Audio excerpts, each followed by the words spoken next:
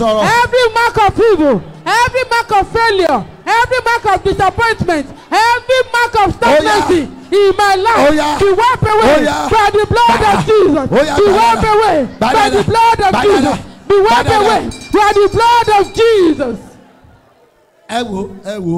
Look at me. In this middle. Oh my God. Oh my God. Pray this prayer. Don't stretch my hand. Battle.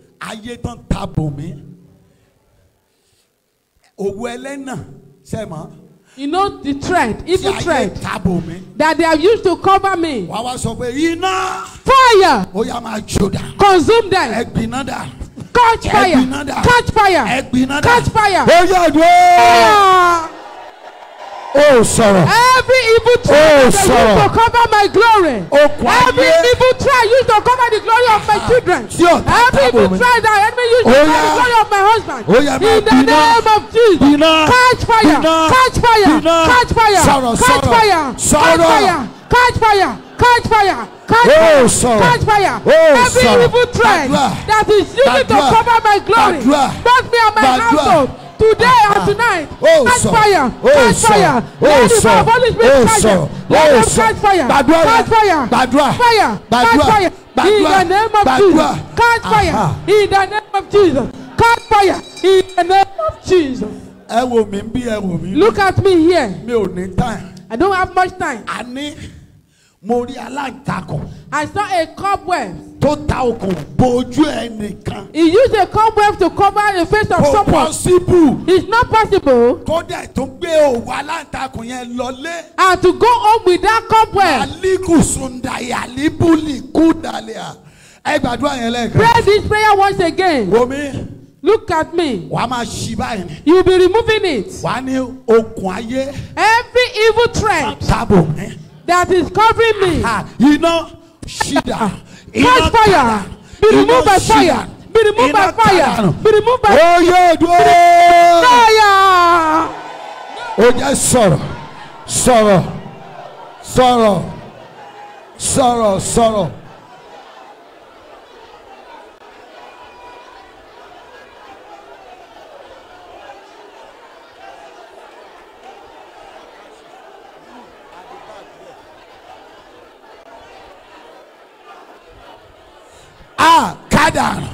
Oh yeah, catch fire. Catch fire. Catch fire. Oh yeah. Catch fire. Sorrow. Catch fire. Sorrow. Catch fire. Speak as a living soul. Speak as a living soul. Sorrow. You know car. Let fire remove them. Let fire remove them. Holy Spirit fire remove them. Àmì mẹ́ta fire kan. Jésù. Olúwa. Amen. Amen. Amen. Fire. Look at me. Stand very well and call the name of Jesus.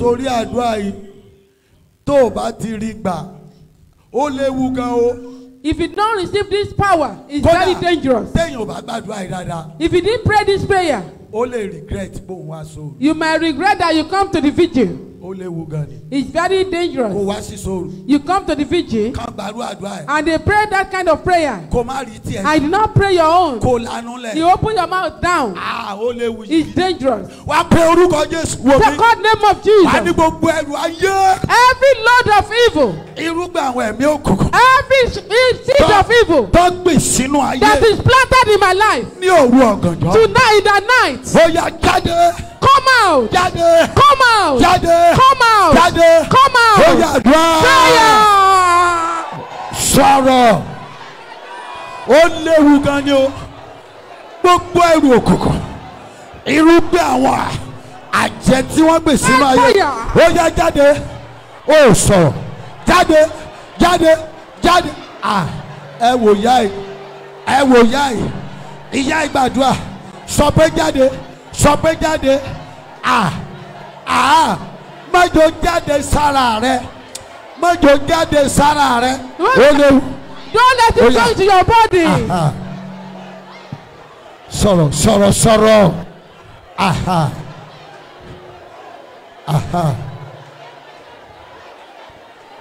Ó sọ̀rọ̀. Oh, sorrow. Oh, sorrow. Sorrow. Sorrow. Sorrow. Sorrow. Pray. Pray. Womi, àmì mẹ́ta. 3 amen. Fire mẹ́ta. 1 and 3 fire. Ó ló máa ṣe. Yes, what you are going to say. So wà mí. Are you here? But kó tó ṣe. Gbàdúrà yẹn lẹ́ẹ̀kan sí. Pray that prayer once again. Womi. Look. Ṣàánú ara ẹ. Have mercy on yourself. Torí wọn ń wáyé lẹ́ẹ̀mejì. You don't come to this life twice. Tó bá rẹ́ni tí ó fi problem àti ìṣòro tó fi lo ilé ayé tó dẹ̀ gbà bẹ́ẹ̀ tó ní wẹ́ẹ́. Of course, next time, if you see someone that just accepts his faith just like that when he come out of this world, who told you that you're coming back? They don't come to this world twice. It has been laid down for everyone to die once. After that is judgment. You are going to the throne of judgment. Mama sọ pé Olúwa máa jẹ̀rà Father, don't let me consumed with the word. Orí mi máa jẹ̀rà máa yé sọ bẹ́ẹ̀. My head, don't let me be consumed with the word.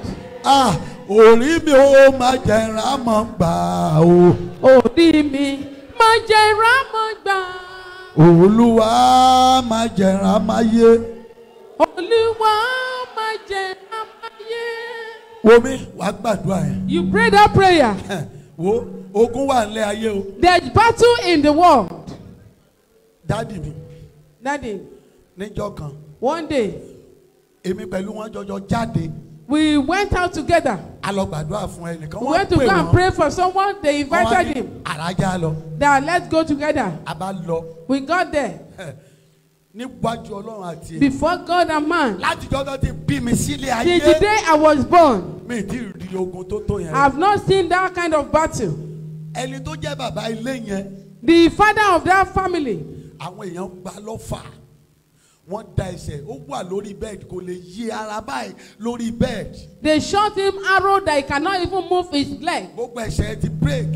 All the legs are break. Dádì àrántí.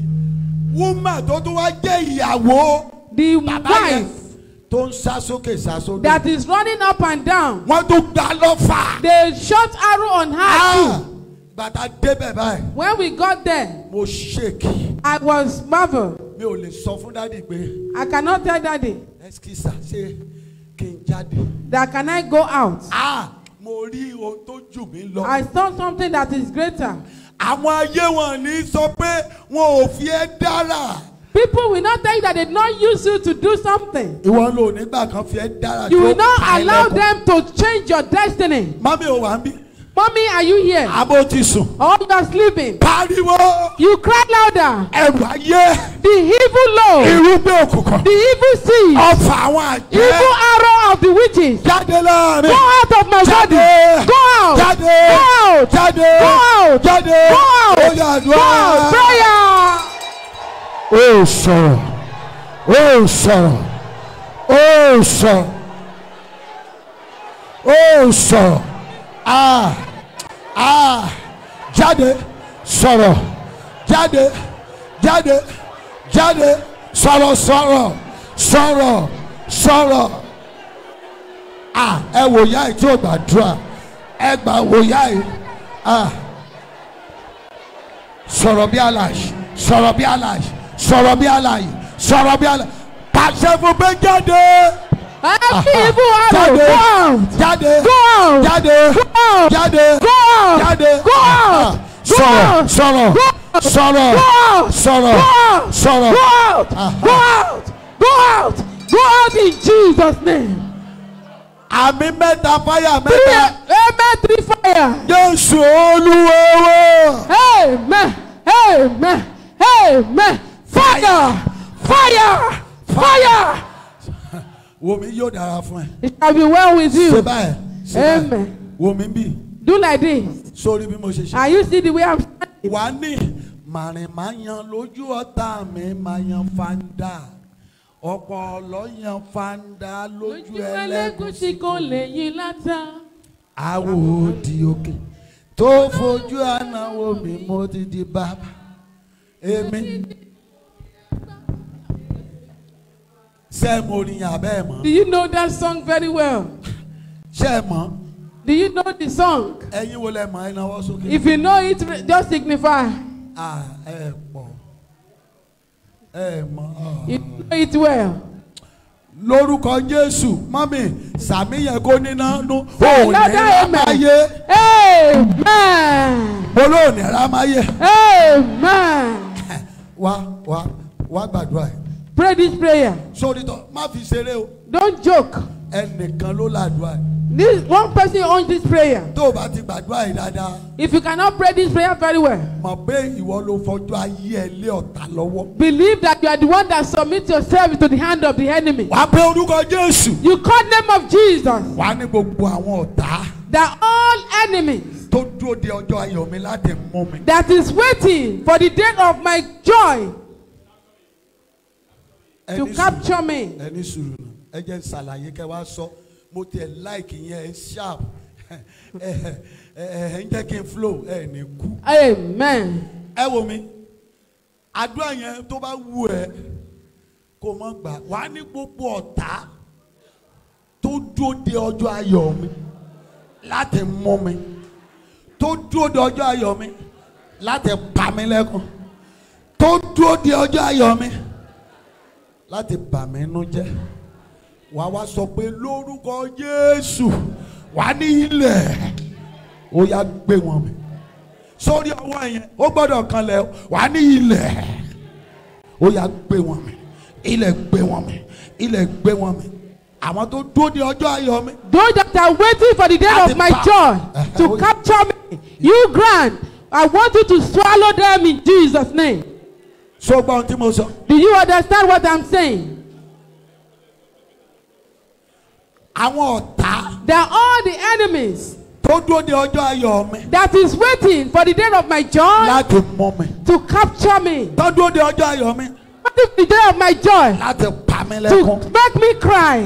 Tó dúró de ọjọ́ ayọ̀ mi. Waiting for the day of my joy Láti bà mí nínú to jẹ́. make me sad. Ilẹ̀. You land. Bọ́ọ̀rù Olúwa. Hear the word Ó of yá gbé God. wọn mi. Swallow Gbé wọn mi. them. Swallow them. Ẹ dìde dúró. Be on your feet. Ẹ dìde dúró. Be on your feet. Ẹ dìde dúró. Be on your feet. Ẹ dìde dúró. Be on your feet. Mi ò ní kẹ́ ẹ kúnlẹ̀ mi. I not ask you to kneel down. Mi dẹ̀ ní kẹ́ ẹ dọ̀bálẹ̀. I didn't say you should prostrate. Orí ìdúró lẹ̀ ti gbà á. You're standing, you pray. Tẹ́ ẹ bá ti wá fẹ́ pe ilẹ̀ lẹ́sẹ̀ báyìí. Ilẹ̀. When you want to come the ground, you now eat the ground that should consume them. Torí ẹlòmíì ṣe ni ó sì jókòó síbẹ̀. And many of us were not sitting on the floor. Tí ó fọgbọ́n mọ̀ sùn. Kò sáyè. You want to be sleeping. No. Tó bá ti porúkọ Jésù. Call the name of Jesus. Àwọn ọ̀tá tó dúró de ọjọ́ ayọ̀ mi. Enemy that is waiting for the day of my joy Láti mú mi. to capture me. Àwọn tó dúró de ọjọ́ ayọ̀ mi. Enemy waiting Láti pa mí to lẹ́kùn. kill me or to Tó make dúró me de ọjọ́ die. ayọ̀ mi. Waiting for me a day of my Láti joy bà mí nínú to jẹ́. make me sad. Ilẹ̀. Land. Bọ́ọ̀rù Olúwa. Hear the Ó word of yá God. gbé wọn mi. Swallow them. Ilẹ̀ gbé wọn mi. Swallow them. Ilẹ̀ gbé wọn Land. mi. Swallow Ó them. yá dúró. Fire lórúkọ Jésù. Sọ̀rọ̀. Ó sọ̀rọ̀. Láti mú mi. Ó Every sọ̀rọ̀. enemy waiting for the day of my joy to make me sad. Every enemy waiting for the day of my joy to Gbogbo kill me. ọ̀tá tó dúró de ọjọ́ ayọ̀. Hear the word of the Láti Lord. mú mi. Swallow them. Gbogbo ọ̀tá Every tó dúró enemy de ọjọ́ that ayọ̀. is waiting for the day of my Láti pa mí joy lẹ́kùn. to make me cry. Gbogbo ọ̀tá tó dúró de ọjọ́ ayọ̀. Every enemy waiting for the day of my Láti joy. bà mí nínú jẹ́. Me sad. Ilẹ̀. Land. Bọ́ọ̀rù Olúwa. Hear the word of Ó the yá gbé wọn Lord. mi. Swallow Ilẹ̀ them. gbé wọn mi. Swallow them. Ilẹ̀ gbé wọn mi. Swallow them. Ilẹ̀ gbé wọn mi. Swallow them. Ilẹ̀ gbé wọn Swallow mi. them. Sọ̀rọ̀ sọ̀rọ̀ sọ̀rọ̀. Speak louder. Ilẹ̀ gbé wọn mi. Tell it to Ilẹ̀ God. gbé wọn mi. You land. Ilẹ̀ gbé You wọn mi. land. Swallow them. Ó sọ̀rọ̀. You are not Ó praying. sọ̀rọ̀. You are Ó not sọ̀rọ̀. praying. You are not praying. Ilẹ̀ gbé wọn mi. You grind. Ilẹ̀ Swallow gbé wọn them. mi. You grind. Ilẹ̀ Swallow gbé wọn them. mi. Swallow them. Swallow them alive. Yóò dà fún ẹ. Dìde dúró, dìde dúró, dìde. Be on your feet. Dìde dúró. Wàá gbà báyìí You lẹ́lẹ́kejì. pray the second time. Gbogbo ẹ̀dá tó lo ẹ̀mí àjẹ́ Everyone that is using the spirit of witches àti agbára òkùnkùn and the power of darkness tí wọ́n fi ń yọ mí lẹ́nu. to trouble me. Wàá sọ pé ilẹ̀ You grind. gbé wọn mi lójijì. Swallow them suddenly. Gbọ́ mi bí. Listen here. téèyàn bá lẹ́mìí àjẹ́. If one has the spirit of witches tàbí agbára òkùnkùn. or the power of darkness, ó lè dán ọwọ́ sí èèyàn báyìí. you can just stretch hand to someone kójú èèyàn fọ́ kó pọ́ fọ́ o. and the hand Kò might pàyájọ́ go o. blind. bẹ́ẹ̀ni. It's happened. ó lè máa rí ẹ. He might be seeing you pé òun lọ bí tó ti gba ire.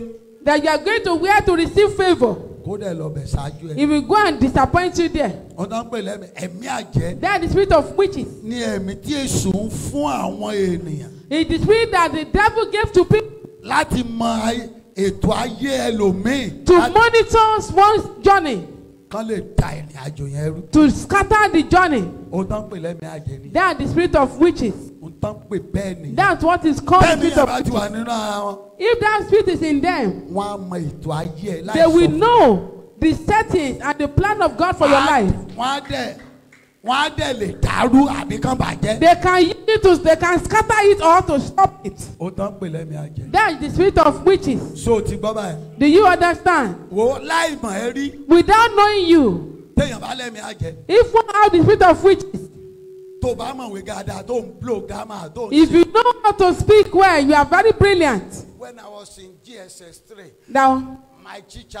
Mr. Segun tọ́mọ̀ pé obrela. they knew that you are gold. láì ṣẹ̀wọ̀n tẹ̀mí burúkú yẹn bá gbé wọn wọ̀ wọ́n lè gbọ́ ọpọlọ ẹ ní. Without offending them, ká dẹ̀ fi sápò. if that evil spirit come upon them, they can take one glory and pocket it. ó tán pè ní ẹ̀mí àjẹ́. That's what we call the spirit of witches àti agbára òkò. and the power of darkness. wọ́n lè wọ̀ ẹ́ báyìí. They can just look at you kò jẹ́ fine girl. that you are a fine girl. ká dẹ̀ ti rí i pé ó ti ní àfẹ́sọ́nà tó láìkí ẹ tó ń ra nǹkan fún ẹ mọ̀ ẹ̀yin ọmọ sàwámà àti indomie ẹ mọ̀ tó máa ra nǹkan fún ẹ. Buy you something, give you gifts, tó máa gbé ẹ sínú mọ́tò tẹ máa já ọjà put you in a bag in a car.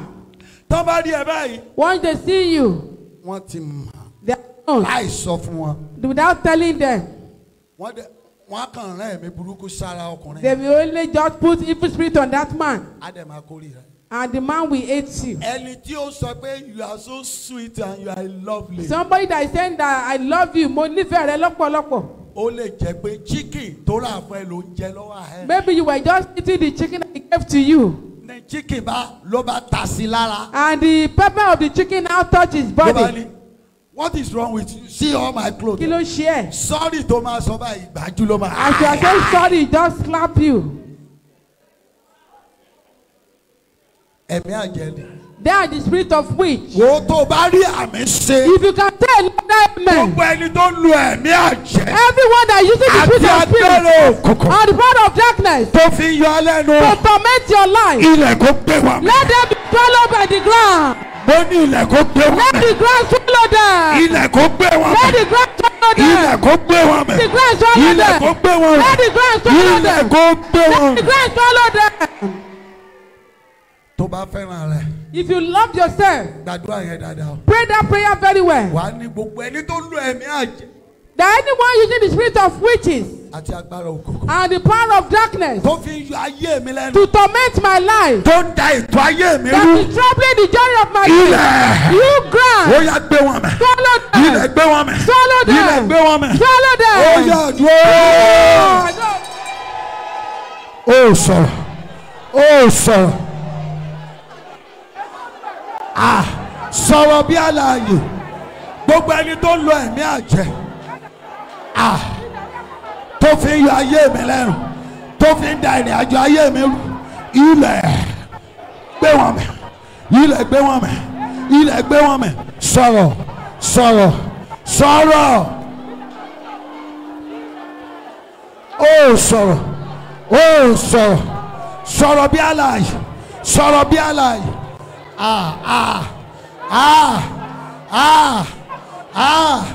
sọ̀rọ̀ ìyá ẹ̀ sọ̀rọ̀. Ada fún ẹ gbàdúrà yẹn dára. Pray that prayer. Pray that prayer. Badada. Pray. Yes. Pray. Yes. Pray. Àmì mẹ́ta fáyà kan. Three amen. Jésù Olúwa. Amen. Amen. Amen. Fire. Ẹ wò mí bí. Look at me here. Ìwọ tó mọ̀ pé. You that you know. Ayé tó wá. That this life that you came. Ó fẹ́ ṣe rere. You want to do good. Kí hallelujah kí n rí ẹ. Shout one hallelujah. No. It's not by force, it's by choice. Kì í ṣe nípa ipá. Ètèyàn bá fẹ́ ni. Ó mọ̀ pé ó fẹ́ ṣe oríire láyé. You believe and you have trust that you do good in this life. Kí hallelujah. Hallelujah. Okay, Dada. He did not shout that hallelujah very well. Sorry ní ẹlẹ́ẹ̀kẹta ẹ̀. This third time. Ẹ̀yin tẹ́ fẹ́ ṣe oríire láyé. You that you want to be fortunate in life. Tẹ́ fẹ́ bá wọn jẹ́ èèyàn. You want to become somebody. Kí hallelujah. Shout one hallelujah.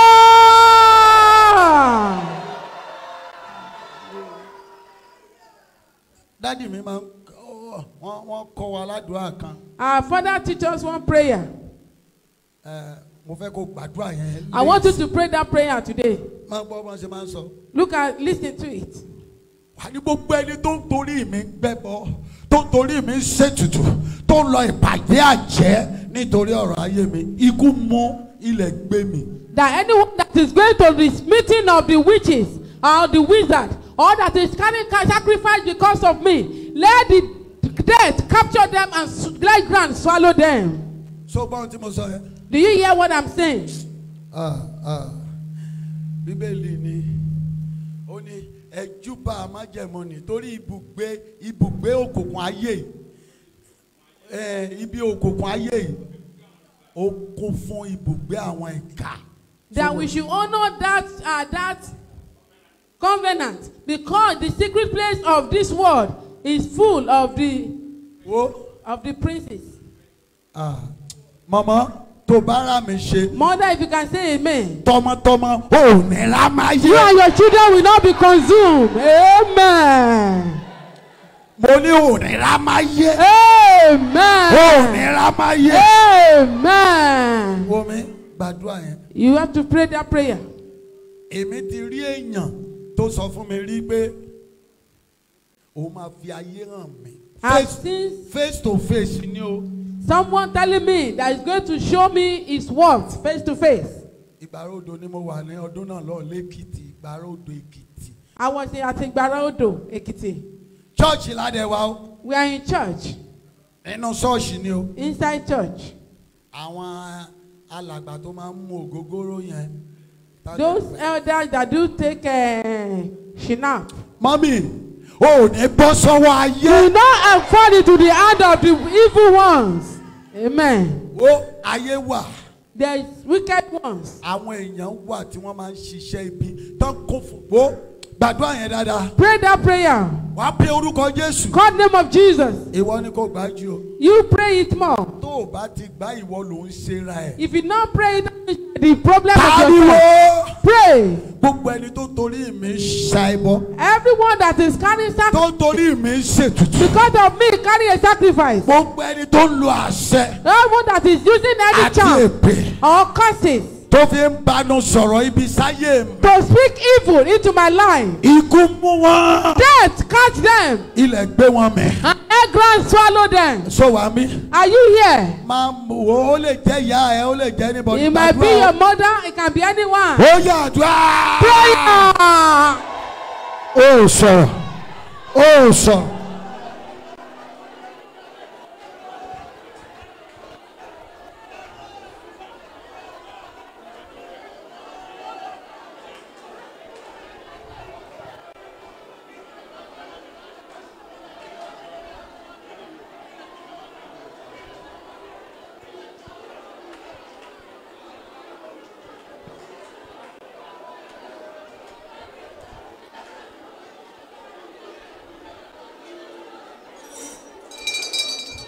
Buatua Jésù Kristi Olúwa wa. Amen. Máa fi gbogbo agbára rẹ ṣàmì àdúrà. Say a louder amen with all your strength. Ní orúkọ Jésù. In Jesus' name. Ṣàmì dáadáa. A louder amen. Ní orúkọ Jésù. In Jesus' name. Ní orúkọ Jésù. In Jesus' name. Mo pàṣẹ lóru èní. I command today. Gbogbo ọfà ayé. Every arrow of evil.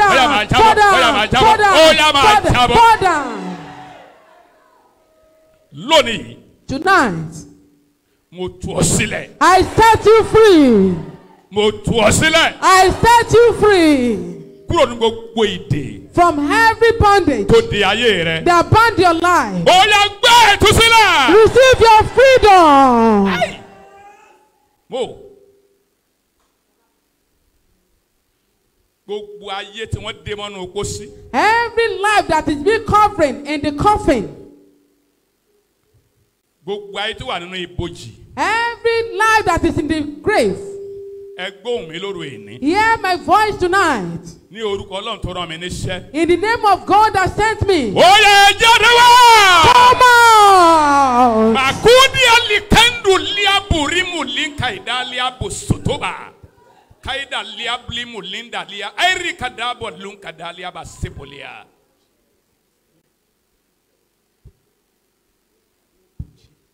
Gbogbo agbára. Every power. Tí wọ́n gbà lára ewé. That has been taken from the leaf. Agbára tí wọ́n gbà lára egbò. Power received from the stem. From the root. Láti root. Gbogbo agbára tí wọ́n gbà lára egbò. Every power received from the root.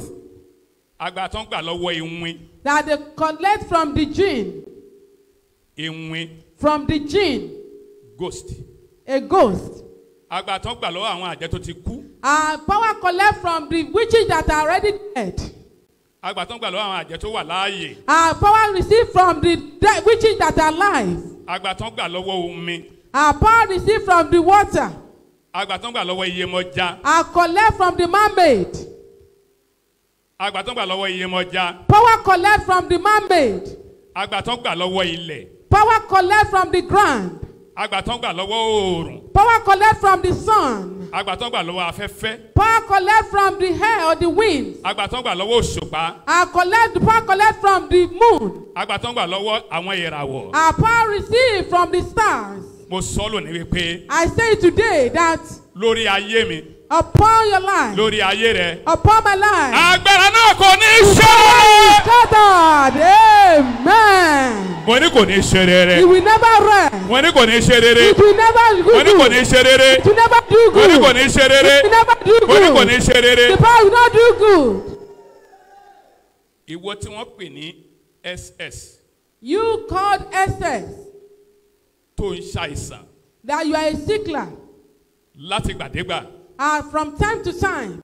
Mo sọ fún ẹ lónìí. I say to your life tonight. Pé irúgbìn àìsàn. Every seed of sickness. Nínú ẹ̀jẹ̀ rẹ. In your blood. Ó yá mo pààrọ̀. God is wiping away. He's cleansed away. He's cleansed away. Láti òní lọ. From tonight. O ní ìrírí àìsàn yẹn mọ́. You will not have experience of sickness. Kó rí bẹ́ẹ̀ kó ṣe bẹ́ẹ̀. So shall it be. Jésù Olúwa wa. In Jesus' name. Amen. Amen. Go dada. Go dada. Stand very well. Fẹ́ kí hallelujah ńlá. We want to shout a mighty hallelujah. Méjìlá tó sán bí ìró àrá. A 12 hallelujah that sound like thunder. Méjìlá tó sán bí ìró àrá. 12 hallelujah that sound like thunder. Ẹ̀yin ọkùnrin yẹn múra dáadáa o. Men, be prepared.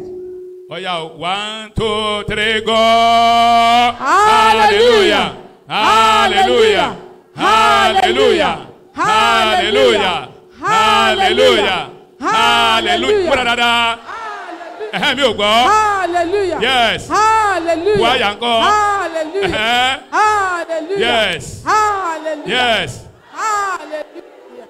May God bless you in Jesus' name. Lu àbùkù fún yín lórúkọ Jésù. Hallelujah. Hallelujah. Jókòó bí aṣẹ́gun. Sit as a victorious one. À ń tẹ̀síwájú báyìí. We continue. Nígbà tí màá pe ìránṣẹ́ Ọlọ́run alààyè. When I will call the servant of the living God. Wòlíì Ọlọ́run ni wọ́n. Is a prophet of the living God. Wòlíì Ọlọ́run. Is a prophet of God. Aṣojú Ọlọ́run. A representative of God. Agbẹnusọ Ọlọ́run. The representative of God. Àtijọ́ ń bọ̀ nísìnyí. We have been coming together. Ó ti lé ní 30 ọdún. More than 30 years. Yes, àtijọ́ ń bọ̀ wá. That we have been coming together. Ìránṣẹ́ Ọlọ́run alààyè ni. It's a servant of the living God. Àwọn ló máa bọ̀ báyìí fúnṣẹ́ ìránṣẹ́. He will now continue the ministerial work. Ní báyìí. Now. Máa pe ìránṣẹ́ Ọlọ́run. I call the minister of God. Prophet. Olútáyọ̀. Olútáyọ̀. Owóṣeni. Owóṣeni. You are welcome, sir. Káàbọ̀. Welcome, sir. Praise the Lord. Hallelujah. Praise ye the Lord. Hallelujah. Mo kí ẹ̀yin ọmọ Ọlọ́run tẹ́ wà ní ìjókòó. I greet the children of God that are here. Mo sì ní ìgbàgbọ́ wípé. And I believe that. Ohun gbogbo tí ó jẹ́ àìlera fún yín. Everything that is not well in your life. Kẹ́ ẹ tó débí ní àṣálẹ́ yìí. Before you are here tonight. Ní orúkọ Jésù. In the name of Jesus. Kẹ́ ẹ tó padà lọlé. Before you go back home. Yóò já sí ògo fún yín. It will turn to the glory and testimony. Mo ní yóò já sí ògo fún yín. It will turn to glory. Mo sọ pẹ̀lú ọwọ́ agbára ẹ̀mí mímọ́. I said with the power of the Holy Spirit. Pé ohun gbogbo tó jẹ́ àìlera fún yín. Every ill in your life. Tẹ́ fi sílé. That you left at home. Tàbí tó bá yín wọnú gbọ̀ngàn yìí. Or that come with you to this gathering. Kẹ́ tó jáde ní òwúrọ̀ yìí. Before you leave here this morning. Ní orúkọ Ọlọ́run àwọn ọmọ ogun bàbá mi. In the name of the God of hosts of our Father. Lórúkọ Jésù yóò di ẹ̀rí fún yín. It will become a testimony. Ẹ sọ fún ènìyàn kan pé èmi ni ẹ̀rí kan. Tell someone I'm the next in testimony. Sọ fún ẹni tó wà lẹ́gbẹ̀ẹ́ rẹ̀ yẹn dáadáa pé èmi ni ẹ̀rí kan. Tell someone by your side I'm the next in testimony. Ṣógbó ẹ dáadáa. Is the person hearing you? Ó sì wá dúpẹ́ ní ọwọ́ bàbá mi. And I thank my father. Ẹni tó ti ń fi ẹ̀yìn pọ̀n mi láti ọdún tó ti pẹ́. Who has been backing me up for the long time. Mo sì gba àdúrà sà. And I pray, sir. Nígbà tí iṣu ọmọ bá jiná. When the fruit of your labour become mature. A ò ní fi yín ṣe àwátì. You will not be found wanting. Ògo iṣẹ́ ìránṣẹ́ yìí yóò máa pọ̀ sí. The glory of this ministerial work will continue to progress. Ó ti rí bẹ́ẹ̀. So shall it be. Àṣẹ́gun. It is authorized. Kò sì yí padà. And it never change. Jésù Olúwa wa. In Jesus' name. Ẹ wá jọ ẹ wá bá mi kọ orin kékeré yìí. You now sing this song with me. Torí ní àṣálẹ̀ yìí. Because tonight. Ohun tí Ọlọ́run rán mi wá ṣe ní ìní pé. What God sent me to do. Láti gba òṣì. Is to take away láti enough. gbà yín kúrò nínú òṣì. Is to take us away from lackness. àti àìní. And poverty. àti láti sọ yín di ọlọ́rọ̀ láyé. And make us to become wealthy on earth. ohun tí Ọlọ́run rán mi wá ṣe ń bí nìyẹn. That's what God sent me to do. ẹni tó dẹ̀ rán mi níṣẹ́. And the one that sent me. ó ń bẹ pẹ̀lú mi. Is with me. mo sì ní ìgbàgbọ́. And I believe. wípé gbogbo ẹ̀yin tẹ́ ń gbóhùn mi ní wákàtí. All of you wákàtí. hearing my voice at this moment. kí ilẹ̀ ni ó tó ṣú. Before the day breaks. ní orúkọ Jésù. In the name of Jesus. ẹ di ọlọ́rọ̀. You become wealthy. Amen. ọba mímọ́ gbaṣọ ìyà lára mi o. Gbaṣọ ìyà. Méde fàṣọ ìyàbọ̀ra mọ́ aṣọ ìyà. Olórí ayé gbaṣọ ìyà lára mi o. Aṣọ ìyà. Méde fàṣọ ìyàbọ̀ra mọ́ aṣọ ìyà. Olórí ayé gbaṣọ òṣì lára mi. Aṣọ ìyà. Méde fàṣọ ìyàbọ̀ra mọ́ aṣọ ìyà. Olórí ayé gbaṣọ ẹ̀gàn lára mi o. Aṣọ ìyà. Alákàtúrì. Méde fàṣọ ìyàbọ̀ra mọ́ aṣọ ìyà. Olórí ayé gbaṣọ ìyà lára mi. Aṣọ ìyà. Àtàbàtúbú Elédùmarè. Aṣọ ìyà. Ọlọ́run tó lè nínú agbára òjìji fìrí arúgbó ọjọ́. Aṣọ ìyà. Mi ò fàṣọ ìyà búra mọ́. Aṣọ ìyà. Ìníwọ̀ ẹ̀yà Júdà ọba lórí ayé àti ọ̀run ni bàbá mi àgbà. Aṣọ ìyà. Mi ò fàṣọ ìyà búra mọ́. Aṣọ ìyà. Olórí ayé gbaṣọ ẹ̀gàn lára mi o. Aṣọ ìyà. Arúlé àtẹ̀rẹ̀ ló wà mẹ́tò ìlú ayáró. Aṣọ ìyà. Àgàgà látòrí aléyèrò mẹ́tò dá olóyèrò àgàgà. Aṣọ ìyà. Mi ò fàṣọ ìyà búra mọ́. Aṣọ ìyà. Olórí ayé ti gbaṣọ ẹ̀gàn lára mi bàbá. Aṣọ ìyà. Méde fàṣọ ìyà búra mọ́. Aṣọ ìyà. Ojire leturi ale tó dùn amelo yọ arimaro aliyero. Aṣọ ìyà. Àgbàdua nìyà. Aṣọ ìyà búra mọ́. Aṣọ ìyà. Okú kékékékékékéké tẹ́rí aláya tó bẹ̀rù àníyàn. Aṣọ ìyà. Mi ò fàṣọ ìyà búra mọ́. Aṣọ ìyà. Olórí ayé gbaṣọ òṣì lára mi. Aṣọ ìyà. Mi ò fàṣọ ìyà búra mọ́. Aṣọ ìyà. Olórí ayé gbaṣọ ẹ̀gàn lára mi. Aṣọ ìyà.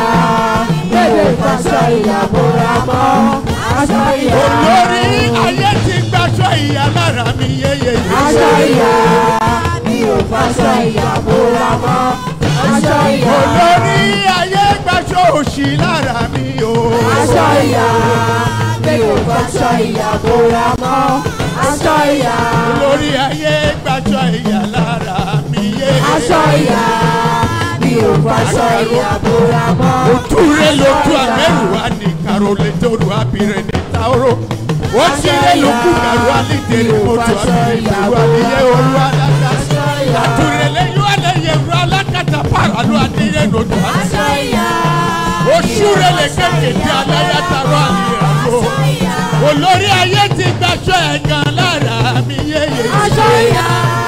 Méde fàṣọ ìyà búra mọ́. Aṣọ ìyà. Olórí ayé gbaṣọ ẹ̀yà lára mi Aṣọ ìyà. Méde yéye. fàṣọ ìyà búra mọ́. Aṣọ ìyà. Araba ribiti aribiti rabata òjijì fìrí Aṣọ àrùkù ìyà. ọjọ́. Mi ò fàṣọ ìyà búra mọ́.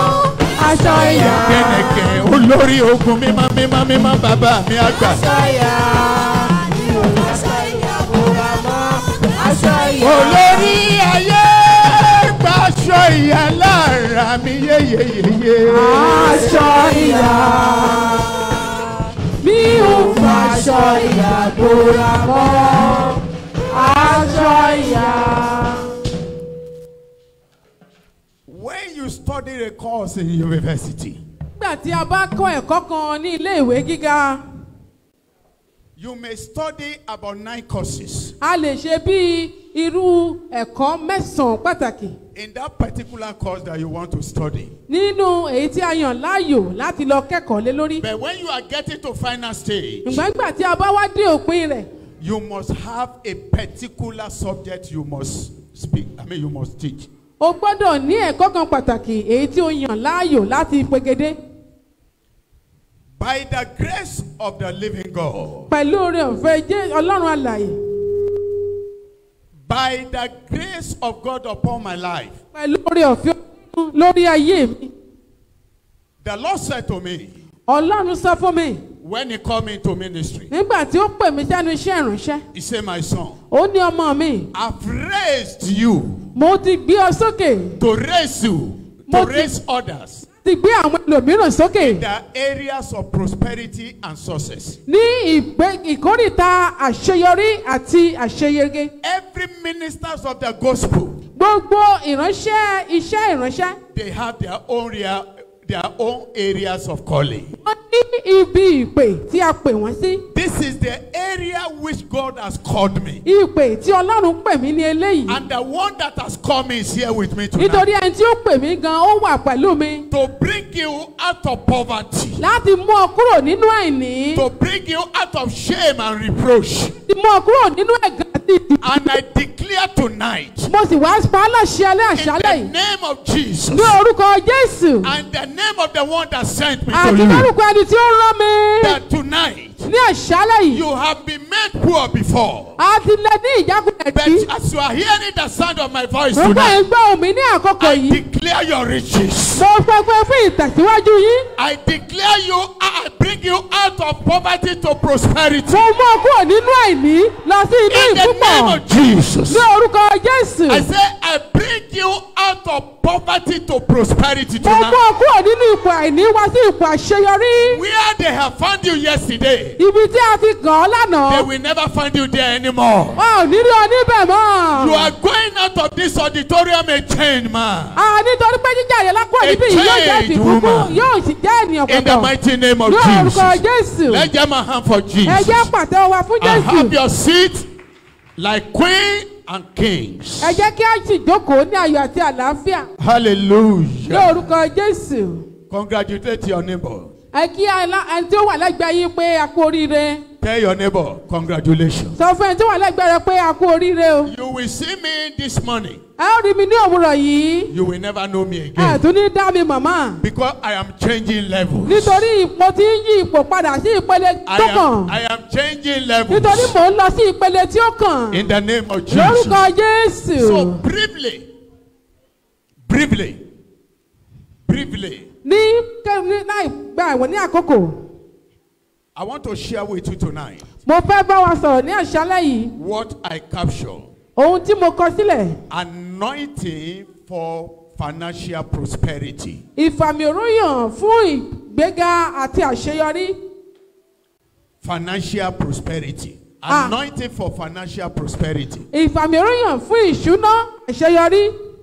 Ìfẹ́ àmì òróró yàn fún ìṣúná owó. Ìṣúná owó. Every man that will born in this world. Gbogbo ènìyàn tí a bí nínú ayé yìí. When they want to have that great day, their bad day.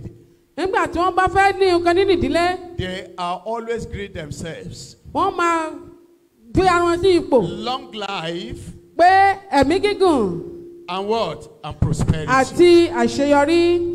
Long life and prosperity. Ẹ̀mí gígùn àti àṣeyọrí ìgbéga. Or have you ever seen anyone that greeted himself long life and poverty? Àbí ẹ̀dínlẹ̀ tí ó kí ara rẹ̀ pé ẹ̀mí gígùn àti àìní. Have you ever seen one? Ǹjẹ́ rí ẹni tó sọ bẹ́ẹ̀? Everyone wants to be prospering in life. Gbogbo ènìyàn ni ó fẹ́ ṣe àṣeyọrí láyé. Everyone wants to prosper in life. Oníkúlùkù ènìyàn ni ó fẹ́ ní àṣeyọrí. But it is not everyone that prospers. Ṣùgbọ́n kì í ṣe gbogbo ènìyàn ló ní àṣeyọrí. Everyone wish to prosper. Ó wù ọ̀pọ̀lọpọ̀ láti ní àṣeyọrí. But it is not everyone that prospers. Ṣùgbọ́n kì í ṣe gbogbo ènìyàn ló ní àṣeyọrí. There must be a secret that those one that prospers are using. Ó ní àṣírí ìkọ̀kọ̀ èyí tí àwọn tí ó ní àṣeyọrí yìí ń lò. Which I want to tell you a few of it tonight. Èyí tí mo fẹ́ sọ ní péréte nípa rẹ̀ fún wa ní àṣálẹ́ yìí. I don't want you to give eyes to your eyes tonight. Mi ò fẹ́ kí ẹ máa. I don't want you to give sleep to your eyes Mi tonight. fẹ́ kí a fi orun kún ojú wa ní àṣálẹ́ yìí. Because this night is going to be your greatest night ever. Nítorí ayé yìí yóò jẹ́ àṣálẹ́ tí ó yàtọ̀ nínú ayé rẹ. It's going to be a night that you have been long remembered for. Ó jẹ́ àṣálẹ́ èyí tí ó ti fẹ́ rí ní ọjọ́ ní ipa rẹ̀ ní ọjọ́ pípẹ́. This night is going to be your own night of remembrance. Yóò jẹ́ àṣálẹ́ èyí tí ó máa ṣe. In the mighty name of Jesus. What is anointing? Kí ni ìfàmì òróró yàn? What do we mean by anointing? Kí ni ìfàmì òróró yàn túmọ̀ sí? Anointing means power. Ìfàmì òróró yàn túmọ̀ sí agbára. Anointing means enablement. Ìfàmìíràn túmọ̀ sí àti lè ṣe nǹkan. Anointing means drives. Ìfàmìíràn túmọ̀ sí kí ẹ sún èèyàn síwájú. That is something that pushes you to. Ohun kan tí ó rú wá sókè. That is what anointing means. Ìtumọ̀ ìfàmìíràn nìyí. That is anointing. Ìfàmìíràn ni eléyìí. And this program is anointing service. Ètò yìí ó sì jẹ́ ìfàmìíràn. Anointing night. Ó jẹ́ àṣálẹ̀ ìfàmìíràn. So it is the night that you are going to be empowered to be rich. Ó jẹ́ àṣálẹ̀ tí a rú ọ ní agbára láti di ọlọ́rọ̀. This night is going to be another night that you are going to move forward. Ó jẹ́ àṣálẹ̀ mìíràn èyí tí a ó sún ọ síwájú. The Lord said to the children of Israel. Ọlọ́run sọ fún ọmọ Ísírẹ́lì. He said you have encamped round about this mountain. Ẹ ti yí orí òkè yìí pọ̀. He said move forward. Ẹ tẹ̀síwájú. Move forward. Ẹ tẹ̀síwájú. The anointing you are receiving tonight is the anointing that will move you forward. Ìfẹ̀wéyàn tí ò ń gbà ní àṣálẹ̀ yìí ó jẹ́ èyí tí ó sún ọ síwájú. In the areas of your finance. Ní ibi ìkórìtà ìṣúná rẹ. And so shall it be. Bẹ́ẹ̀ ni ó sì rí. In the mighty name of Jesus. Ní orúkọ Jésù. I said so shall it be. Bẹ́ẹ̀ ni yóò sì rí. In the name of Jesus. Ní orúkọ Jésù. What do we mean by poverty? Kí ni àìní túmọ̀ sí?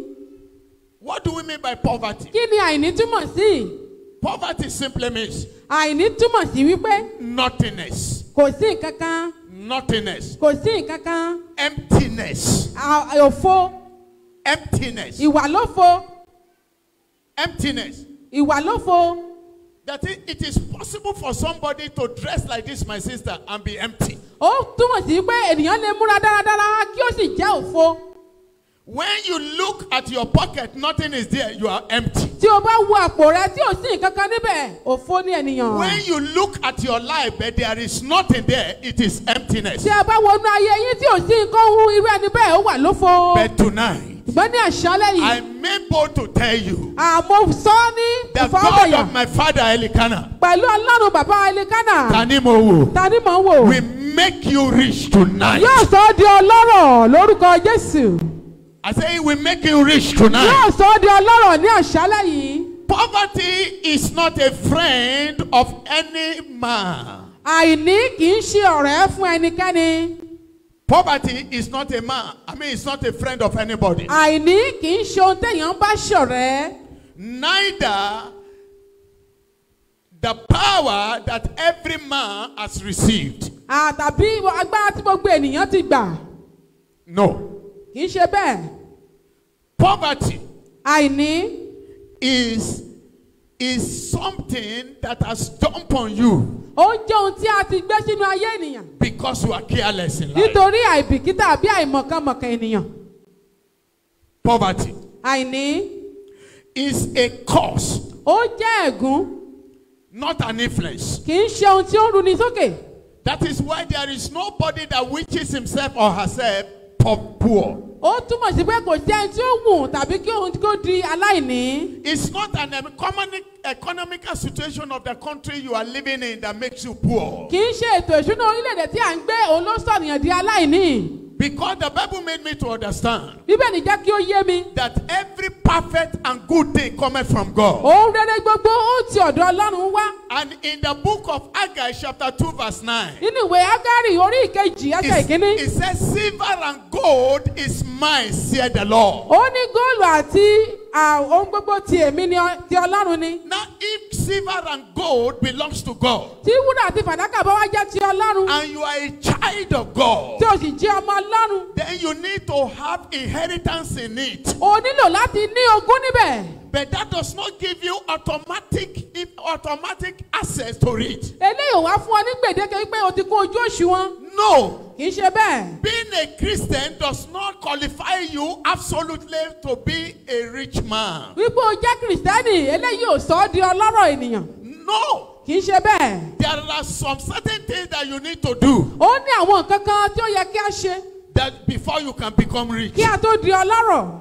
There are a lot of things. Ọ̀pọ̀lọpọ̀ nǹkan. That you need to know. Èyí tí a gbọ́dọ̀ mọ̀. So the poverty the reason why a lot of people are poor. Ìdí tí ọ̀pọ̀lọpọ̀ fi ń di aláìní. It is because ó jẹ́ ìdí wípé of ignorance àìmọ̀kànmọ̀kàn of what to do ohun tí ó fẹ́ ṣe to become rich. láti di ọlọ́rọ̀. So ignorance is your greatest enemy. Nítorí pé àìmọ̀kan ó jẹ́ ọ̀tá pàtàkì. Ignorance is your greatest enemy. Àìmọ̀kan ó jẹ́ ọ̀tá ńlá tí ènìyàn ní. When you don't know what to do, nígbà tí ò bá mọ ohun tí ó then kàn, there is no how you can move forward. kò sí bí a ṣe fẹ́ tẹ̀síwájú. I remember there was a day Mo rántí ní ọjọ́ kan. I needed to travel to Abuja by road. Ó fẹ́ lọ Àbújá pẹ̀lú ìrìn àjò. Now when we got to Akure, Ìgbà tí a dé Àkúrẹ́, I knew from here to Akure very well. mo mọ ibẹ̀ yẹn láti Then Àkúrẹ́ to Owo. títí dé Ọ̀wọ̀. Now immediately we passed through Owo Bí a ṣe kọjá Ọ̀wọ̀, and we enter Kogi State. a wọ ìpínlẹ̀ Kogi. In fact, the woman that sat down beside me Obìnrin tí ó jókòó tì mí, regretted that she sat down with me throughout that day. ó kábàámọ̀ pé òun jókòó tì mí ní ọjọ́ náà. Why?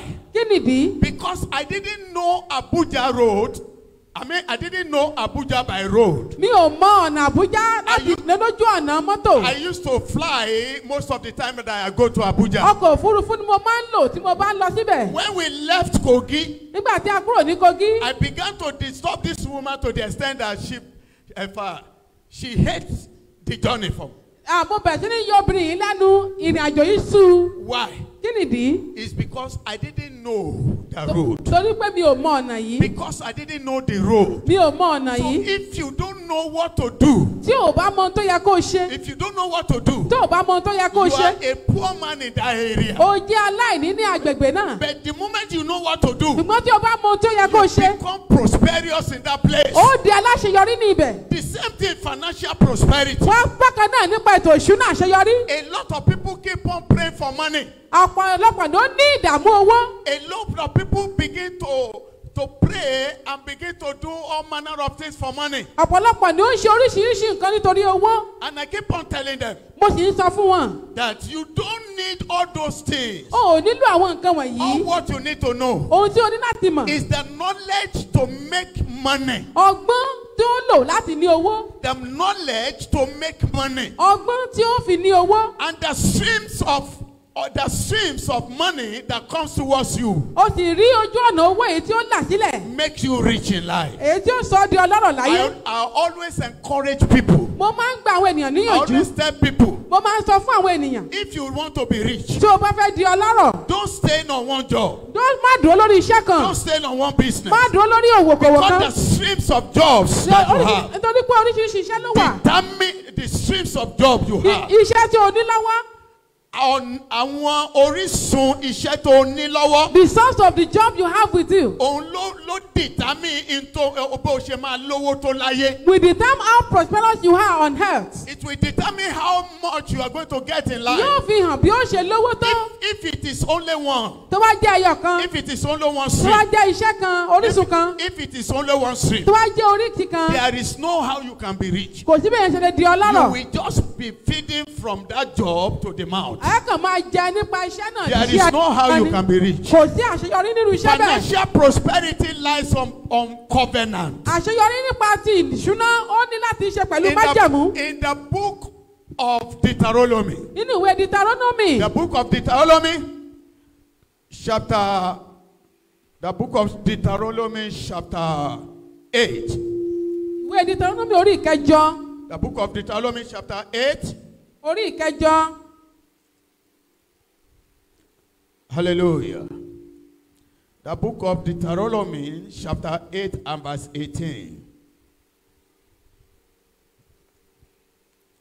Are we there? The book of Deuteronomy, chapter 8 and verse 18. It says, but thou shalt remember the Lord thy God, for it is he that giveth thee power to get wealth, that he may establish his covenant, which is sworn unto thy father as it is these days. Okay. Praise the Lord. What am I trying to say? Kí ni ohun tí mò ń sọ fún wa? It is the covenant of God with our father Májẹ̀mú Ọlọ́run pẹ̀lú bàbá wa. That we have inheritance in it. Wípé kí a lè ní ogún níbẹ̀. Who is that our father? Ta ni bàbá wa yìí? That our father is Father Noah. Òun náà ni Noah. God has made a covenant with Noah. Ọlọ́run ti bá májẹ̀mú pẹ̀lú Noah. God has made a covenant with Noah. Ọlọ́run ti bá Noah dá májẹ̀mú. And the covenant is. Májẹ̀mú yìí náà ni wípé. What is the covenant? Kí ni májẹ̀mú yìí? In the book of Genesis, the book of Genesis. Nínú ìwé Genesis. Chapter 8. Orí ìkẹjọ. The book of Genesis chapter 8. Ìwé Genesis orí ìkẹjọ. And verse 22. Ẹsẹ̀ ìkejìlélógún. That's chapter 22. Chapter 8 verse 22. Orí ìkẹjọ ẹsẹ̀ ìkejìlélógún. He said, why the earth remaineth, seed time and harvest, cold and heat, summer and winter, day and night shall not cease. Yes, God bless you. Yes. Yes. Mm-hmm. Yes. Uh-huh. Yes. Yes. Yes. The covenant of prosperity is seed time and harvest time. Àmájẹ̀mú àṣeyọrí àní pé àkókò gbígbìn àti àkókò kíkórè. When you fail to plant, nígbà tí a bá kọ̀ láti gbìn. there is no how you can receive. Kò sí bí a ṣe lè rí gbà. When you fail to plant, nígbà tí a bá kùnà láti gbìn. when the harvest time comes, nígbà tí ìkórè bá wá dé. there is no how you can harvest anything. Kò sí bí a ṣe lè fẹ́ kórè ohunkóhun. Is there any way when you don't plant you can harvest? Ìjẹ́ ọ̀nà wà tí ènìyàn bá gbìn kó kórè bí? So financial prosperity drives on the covenant of seed time and harvest time. Àṣeyọrí ètò ìṣúná ó wà lórí gbígbìn àti kíkórè. Whatsoever you sow, ohun tí a bá gbìn, is what you reap. Òun ni a ó kà. He that sows sparingly, ẹni tí ó gbìn kíún, he will reap sparingly. yóò kó kíún. He that sows sparingly, ẹni tí ó gbìn kíún. your sowing will determine your harvest. Ohun tí o gbìn ni ó fi bí ìkórè ilé ìṣètò hàn. The bountiful you sow, tí o bá gbìn lọ́pọ̀ yanturu, then the bountiful you harvest. ó wàá kórè lọ́pọ̀ yanturu. That is the seed. Irúgbìn nìyí. And that is the covenant. Àti májẹ̀mú rẹ̀. And this is the main reason why a lot of people are poor as a Christian. Ìdí nìyí tí ọ̀pọ̀lọpọ̀ fi ń di aláìní gẹ́gẹ́ bí Kìrìsìtẹ́nì. Because they fail to sow. Nítorí tí wọ́n kọ̀ láti gbìn. So they can't reap. Wọn ò lè kórè ohunkóhun. They didn't sow anything. Wọn ò gbìn nǹkan kan. Why should they reap? Báwo ni wọ́n ṣe fẹ́ kórè? He says, seed time and harvest shall not cease. Ó ní ìgbà irúgbìn àti ìkórè kò lè dẹ́kun. Whatsoever you sow, ohunkóhun tí a bá gbìn, is what you reap. òun ni a ó kà á. Tell your neighbor. Sọ fún ara ẹni tó wà lẹ́gbẹ̀ẹ́ rẹ. Whatsoever you sow, ohunkóhun tí o bá gbìn, is what you reap. òun ni ìwọ yóò kà á. Have you ever seen somebody that sow banana Ǹjẹ́ ara ẹni tí ó gbìn ọ̀gẹ̀dẹ̀? and reap yam? Àbí tí ó wá lọ ká iṣu? Have you ever seen it? Why? Yàrí, kí ni ìdí? Why? Kí ni ìdí rẹ̀? If you sow dancing, Tí a bá tá a bá fúrúgbìn ijó, when you're supposed to sow money, nígbà tó yẹ pé owó ló yẹ kí á gbìn, it is dancing you will reap. ijó náà la ó kà ní àkókò náà. I remember one particular year. Mo rántí ní ọdún kan. I want you to listen to me humorously this Ẹ morning. tẹ́tí sílẹ̀ ẹ̀yin obìnrin. This particular year, Ní ọdún yìí, I used to give people shoe. mo máa ń fún èèyàn ní I bàtà. give people shirts. Mo fún wọn ní aṣọ. I give people all manner of things. Oríṣiríṣi nǹkan. But to give money is my problem. Àti fi owó fún ènìyàn di iṣẹ́ fún mi.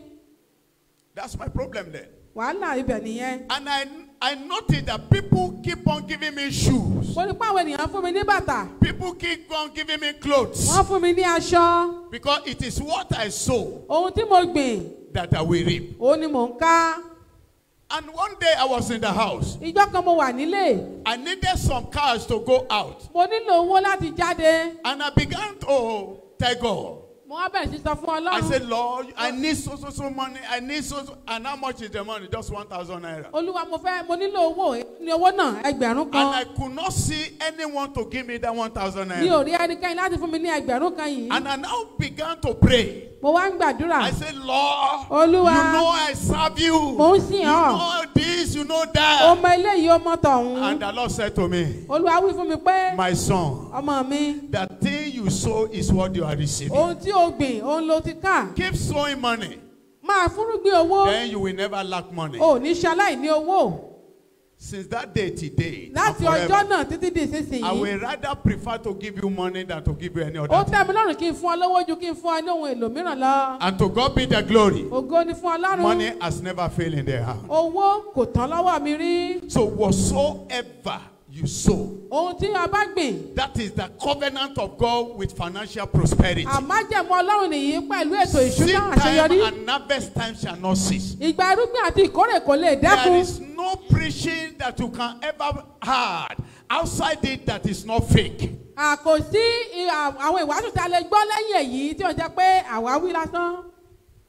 If you sow money, you will see money. But if you sow dancing, then you will reap dancing.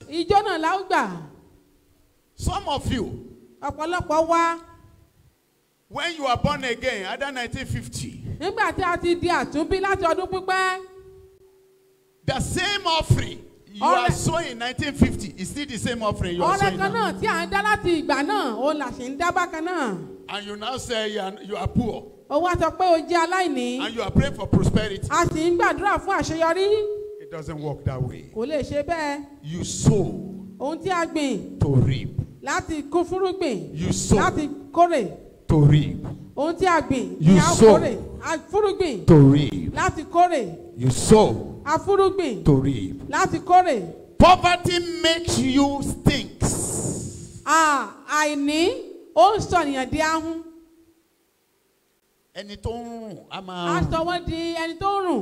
Poverty makes you stink. A man that is poor is vulnerable to diseases. And is able to die anytime. You need good money for good health. You need good money to eat good food. Before you can go to Chicken Republic, you need money. But before you can go to Mama Put, you don't need much money. Where fly will be flying on the food. You don't need good money. But where you need good money, you need to, where you want to go to Chicken Republic, the same food they will give you at Chicken Republic might be the same food Mama Put will give you. But they are more hygienic more than each other. They are more hygienic. So if you want to have financial prosperity, what are the things that you need to do? What are the things that you need to do if you really want to have financial prosperity? Now, let me digress a little at this junction.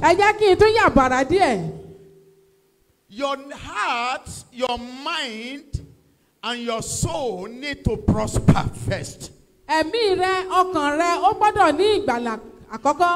book of 3 John 2. He said, I wish above all things that thou mayest prosper and be in health as thy soul prospereth. So your soul needs to prosper before your body can prosper. Your mind needs to prosper before your hand can prosper. Ọkàn rẹ ó gbọ́dọ̀ ní àṣeyọrí kí ọwọ́ rẹ tó ní àṣeyọrí. Because God is a God that deals with your heart. Nítorí pé Ọlọ́run ó jẹ́ ẹni tó ní í ṣe pẹ̀lú ọkàn wa. The Bible says, as the man thinketh in his heart, so is he. Wípé bí ènìyàn ṣe ń rò ní ọkàn rẹ̀ bẹ́ẹ̀ ni ó ṣe rí. You cannot be thinking poverty and expect prosperity in your life. O lè máa ronú àìní kí o sì máa retí àṣeyọrí. So the more you don't think prosperity, Gbọ́n bí a bá ṣe ń ronú àṣeyọrí sí. The more you don't think prosperity, Nígbà tí a bá kọ̀ láti máa ronú àṣeyọrí. the more there is no how you can see prosperity in your life. Kò sí bí ènìyàn ṣe fẹ́ rí àṣeyọrí nínú ayé rẹ̀. How do I mean? Kí ni mo lè túmọ̀ sí? How do I mean? Kí ni lè túmọ̀ sí? Thinking true. Láti máa ro nǹkan. Thinking true. Kéèyàn máa ro nǹkan dáradára. In the area of prosperity. Ní ìkórìtà àṣeyọrí. It's what brings God into action in your life. Ó ń jẹ́ kéèyàn kí ó mú Ọlọ́run wá sí ojú ìṣe nínú ayé rẹ̀. So when you don't think it, Tí àwọn bá rò ó. there is no how God can force it on you. Kò sí bí Ọlọ́run ṣe fi lè fi ipá mú irú ẹni bẹ́ẹ̀. There is no how God can force it on you. Kò sí bí Ọlọ́run ṣe lè fi ipá mú irú ẹni bẹ́ẹ̀. God deal with our choice. Nítorí pé Ọlọ́run ní í ṣe pẹ̀lú ohun tí a bá yàn. God deal with our choice. Ohun tí a bá yàn ni Ọlọ́run ń ṣiṣẹ́ lé lórí. That is the reason in the Bible there is nowhere that God command us. Òun nínú bẹ́ẹ̀ni kò sí bí Ọlọ́run ti pa láṣẹ. He will put the condition if. Yóò fún wa ní àwọn ohun àtẹ̀lé. If thou. Tí o bá. If thou. Tí ìwọ. If thou. Tí ìwọ. If thou obey and serve me. Tẹ̀lé mi tí o sì ń sìn mí. God does not force anyone to serve him. Ọlọ́run ò fi pa mú ẹnikẹ́ni láti sìn. He will just admonish you to serve. Yóò gbà ọ́ níyànjú láti sìn. And when you serve him. Nígbà tí o bá wá sìn. Then he will bless you. Yóò wá ṣe ọ́nà lábùkún fún. When you serve him. Tí o bá sìn. He will give you long life. Yóò fún ọ ní ẹ̀mí gígùn. When you serve him. Tí o bá sìn. He will make the works of your hand prosper. Yóò mú kí iṣẹ́ ọwọ́ rẹ kí ó ṣàṣeyọrí. There is nowhere God can force a man to do anything. Kò sí ibi tí Ọlọ́run ti lè fi ipá mú ènìyàn láti ṣe So ògo. when you don't think through along with God. Ṣùgbọ́n nígbà tí àbá wà rò dáadáa. There is no how you can be empowered. Kò sí bí a ṣe lè ró wa ní agbára. To prosper in life. Láti ṣàṣeyọrí láyé. So prosperity prosperity come within first. A rí i pé àṣeyọrí ó ti àtinú wa wá. Prosperity come within where? Àṣeyọrí ó ti àtinú wá. You think it. A gbọ́dọ̀ rò ó. You will be thinking it. Wàá máa rò ó. And God will be confirming it. Ọlọ́run yóò wá mú fi ìdí rẹ̀ múlẹ̀. But the more you don't think it. Ṣùgbọ́n nígbà tí a bá kọ̀ láti rò. There is no how you can see it in your life. Kò sí bí a ṣe lè rí. This is the major problem that most of Christians are having. Àwọn wàhálà tí ọ̀pọ̀lọpọ̀ Kìrìsìtẹ́nì ní ni eléyìí. They don't think on how to make money. Àní ronú bí a ṣe lè rí owó. They be thinking of other things. Wọ́n máa ro nǹkan mìíràn. And until you think how to make money. Àdìgbà tí a bá ronú bí a ṣe ní owó. There is no how money can be forced on. Kò sí bí a ṣe lè fi ipá fún wa ní owó. There is no how. Kò ṣeé ṣe. There is no how. Kò ṣeé ṣe. So prosperity. Àṣeyọrí. Financial prosperity. Àṣeyọrí nípa ètò ìṣúná. Comes within first. Ó ti àtinú wá. It comes from you first. Ó wá láti ọ̀dọ̀ rẹ. There is somebody I met some years back. Mo bá ẹnìkan pàdé ní ọdún tó pọ̀ sẹ́yìn. And I told him. Mo sọ fún un. He said he need money for business. Ó náà nílò owó fún òkòwò. And I now ask him a question. Mo wá bí léèrè. I said, which type of business you want to do? Irú òkòwò ló fẹ́ máa ṣe. He does not even know which business he wants to do first. Kò tiẹ̀ mọ irú òkòwò tó fẹ́ kówó lé lórí. It's money he need. Owó ló nílò. I say if they gave you 1 million naira now. Tí a bá fún ọ ní mílíọ̀nù kan náírà. You will not know how to use that 1 million naira. O ò ní mọ̀ bí ó ṣe lo mílíọ̀nù yìí. Because you don't have plan for that 1 million naira. Nítorí pé o ò ní ètò fún wọn mílíọ̀nù kan yìí. So most of us we need to generate wisdom for how to make money. Ní àkọ́kọ́ a gbọ́dọ̀ ní ọgbọ́n àti òye ohun tí a fẹ́ lu owó fún. Which come from you first. Èyí tí ó ti àtinú wa jáde. It come from you first. Ó ti àtinú wa jáde. That is what the Bible is saying in that 3 John 2. Ó ní Bíbélì ìjọba inú ìwé Jòhánù kẹta kejì. That I wish above all things. Pé lẹ́kẹ̀ ohun gbogbo. That thou mayest prosper. Àfún ọ láti ní àṣeyọrí.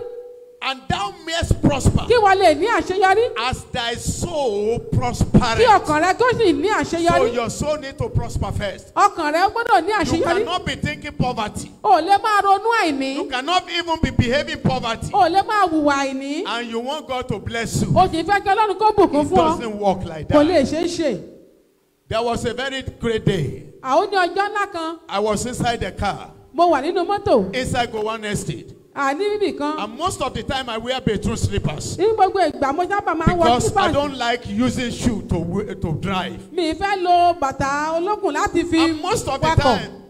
most of the time, I use this shoe, these slippers. In most of the case, immediately, if I want to see somebody, I just drop down from the car and I see with the bedroom slippers. And the Lord now said to me, say, my son, you are praying for prosperity. And you don't behave it. You don't behave it.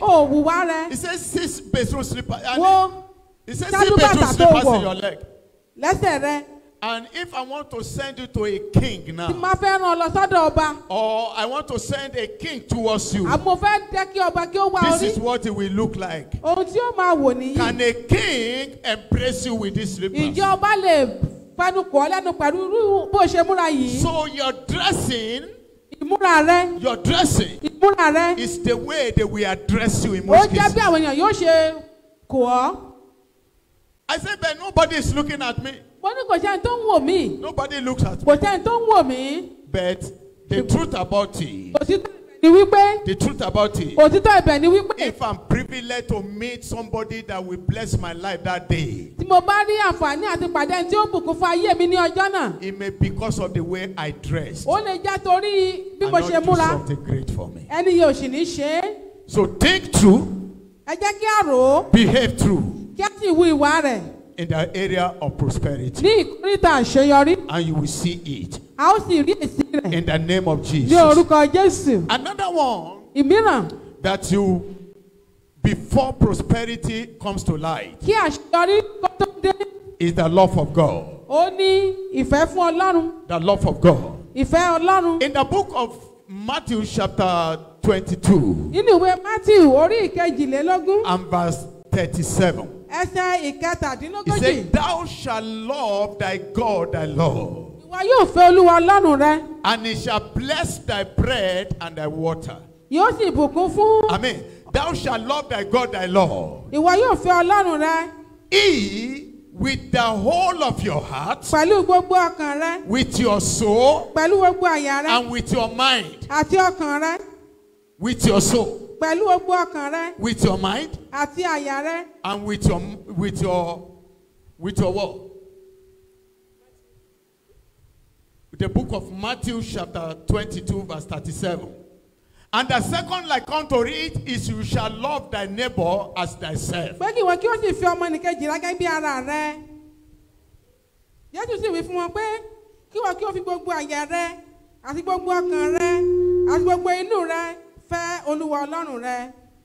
Thou shalt love thy God with your heart, with your soul, and with your mind. These three components are the component for wisdom.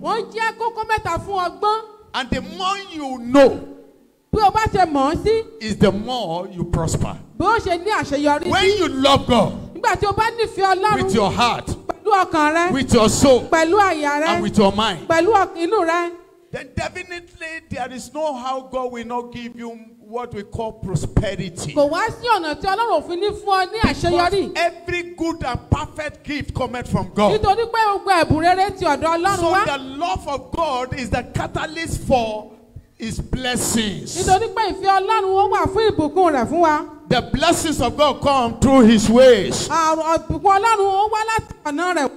when you love God and you love your neighbor, to collect something from that man or that woman will not be a problem for you. So the love of God is the only way, is the major way to have prosperity in life. Then another way is through tithing. Tithing. When you don't pay your tithe, you have signed for poverty. What is tithing? Tithing simply means 10% of your increase.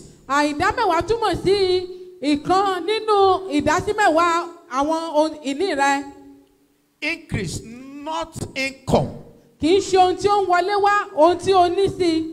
Most of you pay tithe. Ọ̀pọ̀lọpọ̀ wa là ń san ìdámẹ́wàá. But you are not paying your tithe correctly. Ṣùgbọ́n a ò dá ìdámẹ́wàá bí ó ṣe tán. You are a salary earner. A jẹ́ tó ń gbowó oṣù. And you are receiving salary of, let's say, 30,000. Ò ń gba $30,000 fún owó oṣù. But ṣùgbọ́n 3,000 is what you are paying. Ẹgbẹ̀rún mẹ́ta ni owó ìdámẹ́wàá rẹ níbẹ̀. As your tithe. Gẹ́gẹ́ bí ìdámẹ́wàá. But other money are coming to your way. Àwọn owó mìíràn tó wá ń wá sí ọ̀dọ̀ rẹ. Which is up to, let's say, 50,000 naira in a month. Èyí tí ó pé bí 50. And you are not paying the tithe of those ones. Ṣùgbọ́n àwọn ìdámẹ́wàá àwọn eléyìí a kò wá san. You are a thief. A jẹ́ olè. Amen. Amen. You are what? Olè nírú ẹni You are bẹ́ẹ̀. a thief. And the Bible said that cause of the Lord is in the house of a thief. Àwọn sì wọ́n pé ẹ̀gún Ọlọ́run ó wà nínú ilé àwọn olè. So when you are not paying your tithe correctly. Nígbà tí a bá san ìdámẹ́wàá bí ó ti tán. Your uncle gave you money. Bọ̀dá rẹ kan fún ọ ní owó. Then outside your salary. Ní You yàtọ̀ are sí not paying the ìdámẹ́wàá. tithe of it. Ó san ìdámẹ́wàá níbẹ̀. Then definitely you are not paying tithe. Èyí lè túmọ̀ sí pé irú ẹni bẹ́ẹ̀ ò san ìdámẹ́wàá. You are not paying it correctly. A ò san bí ó ti tán. This is the challenge that most of us are having in the area of tithing. Ìpèníjà tí ọ̀pọ̀lọpọ̀ wa ní ní ìkórìtà ìdámẹ́wàá ni eléyìí. And that is the reason why we are not seeing the benefit of tithing. Ó ní ọ̀ṣẹ́ rí ìbùkún èyí tí ó ń tẹ̀lé ìdámẹ́wàá When you tán. don't pay your tithe, Tí a bá kọ̀ láti san ìdámẹ́wàá wa. you have signed for poverty. Irú ẹni bẹ́ẹ̀ ó ti ń pè fún Because ní. there is no how you can be financially free. Irú ẹni bẹ́ẹ̀ kò lè ní àmúyangàn ètò ìṣúná. Another way you can be blessed. Ọ̀nà mìíràn tí a lè di alábùkún fún Which ni. is the last way, the last thing that we say today. Èyí tó jẹ́ tí wọ́n fi kó gbá nílẹ̀. Is to sacrifice. O nípa ti ìrúbọ. Sacrifice. Nípa ti ìrúbọ. Sacrificial giving enlists you to be among the rich. Àfífi fún ènìyàn ní ó máa ń sọ wá di alábùkún fún. Financial sacrifice. Nípa ti ètò ìṣúná. Financial sacrifice. Ìrúbọ nípa ti ètò ìṣúná. Make you to be a rich man in life. A sọ wá di ọlọ́rọ̀ láyé. Let me tell you the truth. Ẹ jẹ́ kí n sọ òtítọ́ fún wa. I have read the biography of so many rich men in life. Mo ti kà nípa ọ̀pọ̀lọpọ̀ àwọn olówó ènìyàn láyé. I have never seen a man that become rich. Mi ò tí ì rí ẹnikẹ́ni tí ó di ọlọ́rọ̀. Or prosper. Àbí di aláṣeyọrí. Without sacrificial giving. Láì sí pé ó fi fún ènìyàn nípa ti ìrúbọ. Without sacrificial giving. Láì ṣe pé ó fi fún ènìyàn nípa What ti do we mean by ìrúbọ. sacrifice? Kí ni ìrúbọ túmọ̀ sí? What do we mean by sacrifice? Kí ni ìrúbọ túmọ̀ sí? Sacrifice is giving something that will cost you something. Fífi fún ènìyàn ní ohun kan tí ó ṣe iyebíye fún wa. Bringing something within you that will cost you something. Fífi fún mú jáde ohun tí yóò ná wa ní ohun kan. Something that you drop at the altar of God. Ohun tí a fi sílẹ̀ ní ibi pẹpẹ That will Ọlọ́run. bring tears from you. Èyí tí ó jẹ́ kí o sọkún. In the book of Psalm 126. Nínú ìwé Sáàmù 126. Let's read the book of Psalm 126, please. Where we'll be closing. Hallelujah. The book of Psalm 126.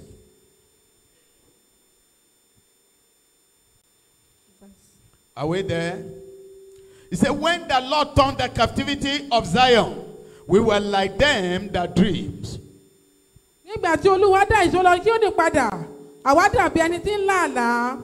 Then was our mouth filled with laughter. Nígbà náà lẹ́nu wa kún fún ẹ̀rín. And our tongue with singing. Àti àwọn fún akọ orin. Then shall they among the hidden. Nígbà ni wọ́n wí nínú àwọn kèfèrí pé. The Lord has done great things for us. Olúwa ṣe ohun ńlá fún wa. The Lord has done great things for us. Olúwa ṣe ohun ńlá fún wa. Wherefore, nítorí náà. we are glad. Àwa ń yọ̀. This is where the journey began. Ibi tí ìrìn àjò náà ti bẹ̀rẹ̀ nìyí. He said, turn again our captivities. Olúwa mú ìkólọ wa O padà. Lord, as the stream in the south. Bí ìsàn omi ní gúúsù.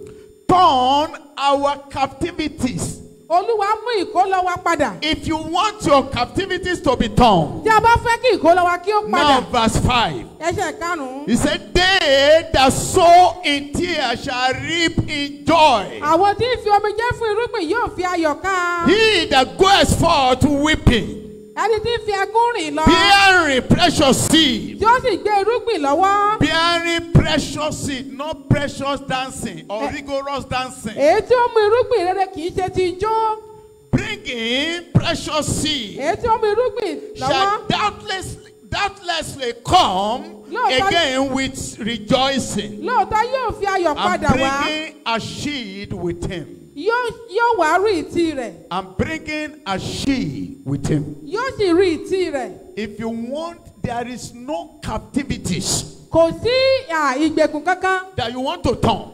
Èyí tí ò ní yí padà. That you want to turn. Èyí tí a fẹ́ yí padà. That sacrifice cannot turn it. Èyí tí ìrúbọ yìí kò lè yí padà. I have done it several times in life. Mo ti ṣe ní ọ̀pọ̀lọpọ̀. I have been doing this since 1991 today. Mo ti ń ṣe láti ọdún 1991 di àkókò yìí.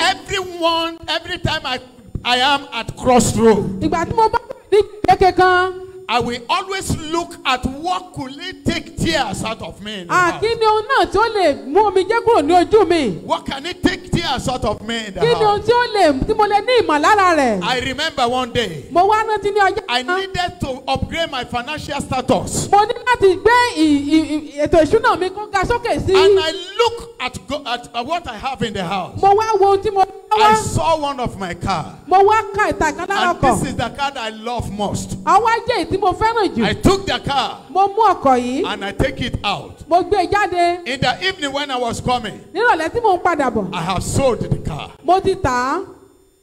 For who? Fún ta ni? To do the work of God. Láti ṣiṣẹ́ Ọlọ́run. When I got to the house. Gbà tí mo délé. The woman in the house said. Arábìnrin mi nílé. Where is the car? Mọ́tò tẹ gbé jáde dà. I said the owner have taken it. Mo ní tó ní ti gbà á. And I trekked. Mo wá sọ wípé. For almost a month. Bí oṣù. Before God gave me another one. Kọ́lọ́n tó fún mi ní ìmíràn. Sacrifice. Ìrúbọ. Is giving something that will cost you something. Láti fi fún ènìyàn ohun tí ènìyàn yóò mọ̀ lára. If it has never taken anything from you, it's not a sacrifice. Tí ò bá ní ìmọ̀lára ohun tí òun fi fún ènìyàn, eléyìí kì í ṣe ìrúbọ. There was a day. Ó ní ọjọ́ kan. I needed to upgrade my financial status. Mo fẹ́ gbé ètò ìṣúná mi kó tún ga bòmíràn lọ. There was a particular money I was saving. Ó ní owó kan èyí tí mò ń fi pamọ́. Before I know it, kí n tó mọ̀. I cleared the account for Jesus. Mo kó gbogbo owó tó wà níbẹ̀. So when you see people giving financial testimonies, tí o bá rí àwọn ènìyàn tí ó ń sọ ọ̀rọ̀ ẹ̀rí nípa ti ètò ìṣúná. It is through sacrifice most of the people always get it. Nípa ètò ìrúbọ ni ọ̀pọ̀lọpọ̀ wọn fi ń rí irú ìbùkún bẹ́ẹ̀ gbà. There is no man on this planet Earth that can get to financial boom. Kò sí ẹnikẹ́ni nínú ayé yìí tí ó lè dé ìkórìtà àṣeyọrí ti ìbùkún ètò ìṣúná. Without a financial sacrifice. Láì ní ètò ìṣúná èyí tí ó gba ohun kan ní ọwọ́ irú ẹni bẹ́ẹ̀. Without a financial sacrifice. Láì kọ́kọ́ ṣe ìrúbọ. So let me tell you the truth. Ẹ jẹ́ sọ fún wa. I am endowed by God. A ti fún mi ní Ọlọ́run wá. To teach people on how to be rich on this planet Earth. Láti kọ́ àwọn ènìyàn láti di ọlọ́rọ̀ ní ilẹ̀ ayé yìí. And what one do? What one do? Kí lèèyàn yóò ṣe? What one will do? Ohun tí ènìyàn yóò ṣe. Is to do what will cost you something. Òun láti ṣe ohun tó yẹ pé ènìyàn yóò mọ̀ lára. Ẹ jẹ́ n bá yín sòótọ́ ọ̀rọ̀. Let me tell you the truth. Kí ènìyàn ní ìwọ̀nba owó kéréje kó dẹ̀ fílẹ̀ kò rọrùn. To have a little money and you sacrifice such is not easy. Kò rọrùn. It's not easy. Ṣùgbọ́n tó bá lè fi sílẹ̀. But if you can sacrifice it. Wà á dẹ̀ bẹ̀rẹ̀ sí ní rẹ́rìn. You'll be smiling. Torí ògo Ọlọ́run á dẹ̀ bẹ̀rẹ̀ sí ní. Because the glory of God will begin to show forth. Ó gbàdúrà lónìí. I pray tonight. Ìrúbọ tó o ṣe. The sacrifice that you will make. Tó jẹ́ wípé. That Yóò mú ayé rẹ yí padà sí rere. That will turn your life around for good. Tí ìtàn rẹ yóò yí padà. And a new dawn will spring forth in your life. Nínú ìran ibi tí mo ti jáde. In the generation where I come from. Ẹni tí a bá tà, àmì tá a ti tà dànù ni mí. I'm someone that has been sold away. Tó jẹ́ wípé ẹ̀fà. Ìyàwó ẹ̀gbọ́n mi kan tiẹ̀ wá wò mí lọ́jọ́ kan, ó wò mí títí. There's my wife and senior sister that just look at me one day. Ó ní bọ̀dà lágbájá. He said, brother lágbájá. Bí Èkó ò bá tiẹ̀ gbé ẹ máa bọ̀ nlé. If Lagos did not favour you, come back home. Máa bọ̀ nlé, àwọn ẹgbẹ́ rẹ tí wọ́n ń roko nlé wọ́n ń jẹun. Your mates that are doing farming at home, they are eating. Wọ́n ń jẹun. They are eating. Ṣé oúnjẹ tẹ̀mí wá jẹ láyé? Maybe because I came to this world to eat food. What is the food to eat but without meat? Ìwọ tó bá fẹ́ jẹ ẹ̀bà tó fẹ́ fi ẹran sí, ó gbọ́dọ̀ ní kankan tó gbọ́dọ̀ ṣe. You that you want to eat ẹ̀bà and you have meat on it, there's something that you must do. Mo dúpẹ́ lọ́wọ́ Ọlọ́run alààyè lẹ́yìn. I thank the living God today. Mo dúpẹ́ ní ọwọ́ Ọlọ́run alààyè. I thank the living God today. Orúkọ tí wọ́n pè mí lánàá. The name that they are calling me yesterday. Ó ti yí padà sí ògo. Has been changed to glory. Nínú ìran bí tí mo ti jáde lẹ́ni. And in the generation where I come from today. Tí wọ́n bá fẹ́ ṣe nǹkan kan. If they want to do anything. Wọ́n kọ́kọ́ jẹ́ kí n gbọ́ ná. They must first inform me. Orí ọ̀fẹ́ Olúwa. It is the grace of God. Financial prosperity. It's not in singing. It's not in singing. It's not in dancing. It is in sowing. The more you sow, then the more you see it. In fact, the greatest thing that I'm always happy about. The greatest thing I'm always happy about is what I give, not when I receive. The Bible says, blessed is he that giveth than receiving.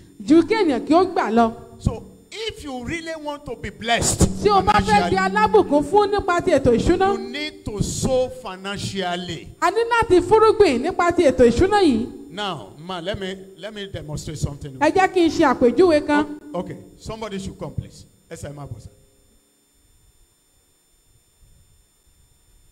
Now, look at this man. This biro belongs to me. And I want to give him this biro. Now, stretch forth your hand now. So, where is my hand? Where is my hand? Eh? Okay. It's on top. So when you give, you are always on top. Givers don't lack. God bless you. Givers don't lack. Most of Nigerians, when you see they are 32, it is when they have received something from somebody. But when they give, they will front their face. It is better to give than to receive. It is blessed. The more you give, the more you receive. The Lord said to me recently. He said, my son. He said there are companies of people on the earth. He said there are two companies of people on the earth. He said there are some when they ask, I will perform. When they ask, I will do it. When they ask, I will do. He said, but there are people again. He said, when they are yet to speak,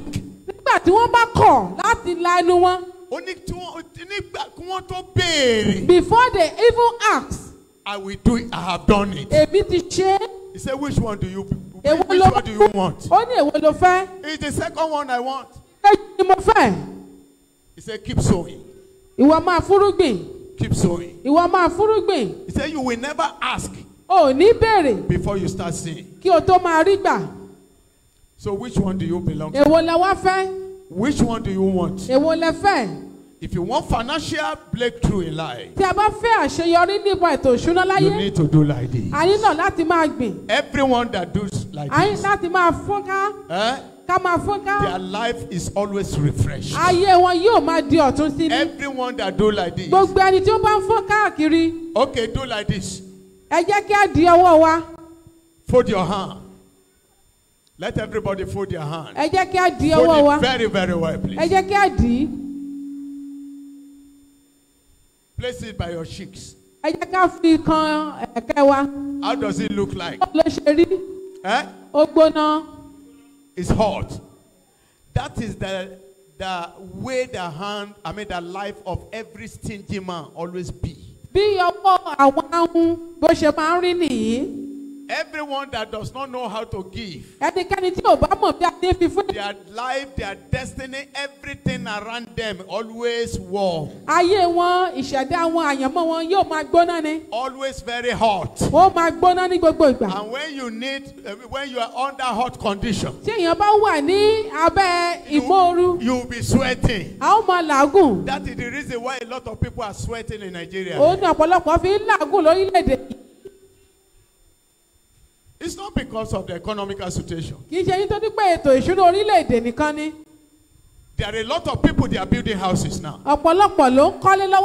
This money, there are some people that will dedicate their mansion. In the same country. That some people cannot even feed for one meal.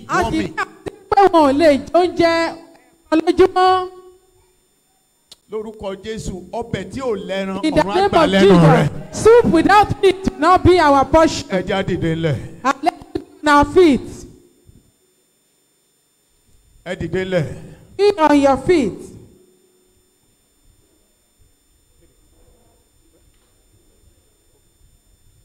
Praise the Lord. Hallelujah. Ẹ sọ fún Elédùmarè. Ẹ sọ fún Elédùmarè. Tell the Almighty, Olúwa, Lord, ibi tí mo ti ń ṣera mi, where I've been the one that is causing trouble, Lord, deliver me from there. Deliver me from there today. King of kings, deliver me. Lord of lords, deliver me. Where I've been doing problem to myself, Holy Spirit, deliver me. Lord, deliver me to prayer. Ọba àwọn ọba, ibi tí mo ti ṣera mi, ọba àwọn ọba yá já mi gbà ń bẹ̀.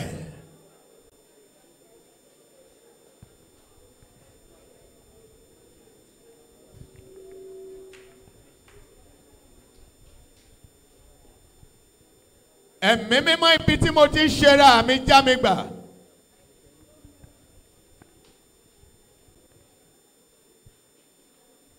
Praise the living Jesus. Hallelujah. Jésù Kristi Olúwa wa. Amen.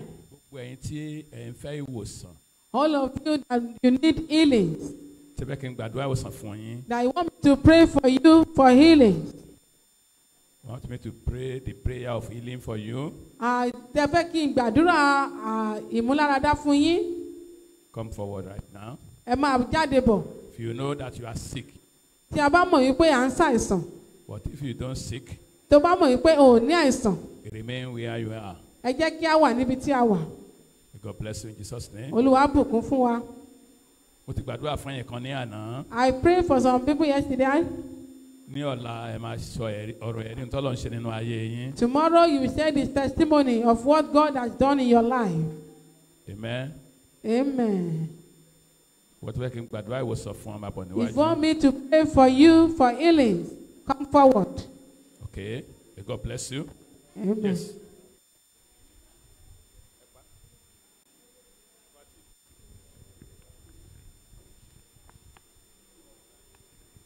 Praise the Lord. Hallelujah. Praise the living Jesus. Hallelujah.